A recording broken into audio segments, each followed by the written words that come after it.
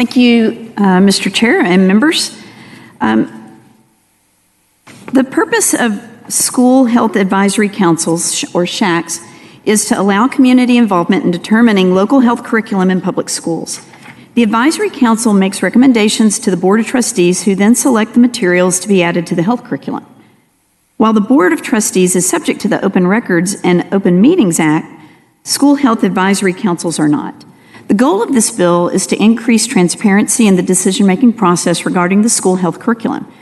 Through my discussions with various stakeholders, it's come to my attention that while other curriculum standards and materials pass through the State Board of Education, which is subject to the Open Records and Open Meetings Act, the student health curriculum selection process is not as transparent.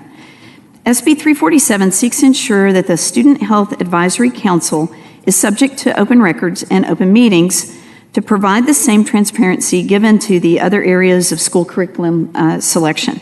This is a refile, members of Senate Bill 1854 in the last session, which we voted out of this committee positively, favorably with a 7-2 vote and passed the Senate 27-4.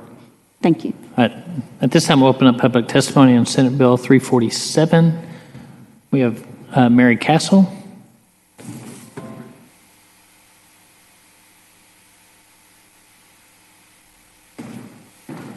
Ms. Castle.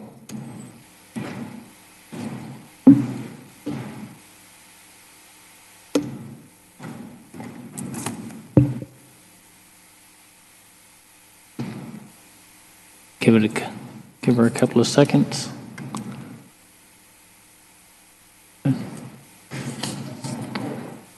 Thank you. If you would state your name and position on the bill.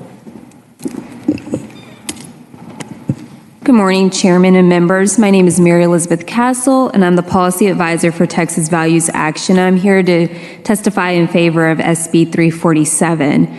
In my role as Policy Advisor, I have the opportunity to work with education policy and parents as they try to find policies that best fit them to serve their children. Unfortunately, in Austin ISD and even in Northwest ISD in San Antonio, and a few years before I started this job in Fort Worth ISD, there have been instances where there have been human sexuality curriculums that did not agree with the parents' ideals and what they wanted for best for their children. And with that comes the problems with these SHACs, or the School Health Advisory Councils, who give recommendations to the school boards on what type of curriculum that they choose. The issue is that a lot of times these SHACs choose topics or curriculum that do not reflect the community, even though the SHACs themselves by law are supposed to reflect the members of the community. That's why SB 347 is needed, because of transparency. We need to be able to see what happened in the SHAC, even if parents cannot attend. And if they are open government or subject to the open government laws, then parents can go online and actually see the record of what has happened at these SHACs. And if they actually have time, which some parents do, they can actually attend these SHAC meetings. Secondly, parents need to feel like they're a part of the process and be respected as parents by these SHACs. The majority of the SHACs should be made up of parents, but they do have opportunities for other groups, whether activist groups or health community members, to be a part of these SHACs. But if parents are not on the SHAC themselves, then they need to feel like they're a part of the process. I have attended a SHAC meeting, actually, and there was a comment made that parents need to be educated on how to raise their own children. And unfortunately, that's the attitude of a lot of SHACs. And so with more transparency, parents can actually feel like they're a part of the process. And lastly, SHACs make important decisions, so we need to know what they are doing. If they are open to the government laws, then they can actually be transparent.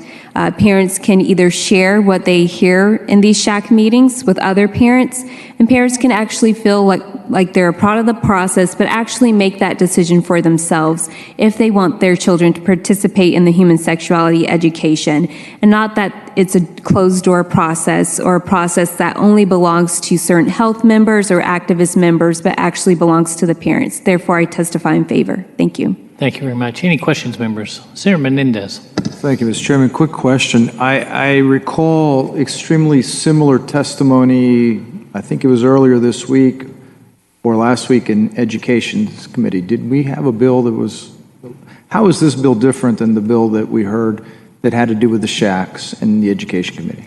So I believe the bill in Senate Education, it didn't subject shacks to the Open Government Meetings Act. It was more just about making it more transparent, and it also had other provisions about, how parents can view their curriculum and other things that would just deal with how the process of human sexuality education is chosen. So it's a little bit different of a bill. It has more provisions in it, not just dealing with the shack, but this one just makes it subject to the Open Government Meetings Act. Okay, thank you. Thank you very much. Thank you, Mr. Chairman. Thanks, Senator Menendez. Anybody else wishing to testify on for or against Senate Bill 347? Hearing none, this time public testimony is now closed. Senate Bill 347 be left pending. Thank you, Senator Paxton. Senator Buckingham.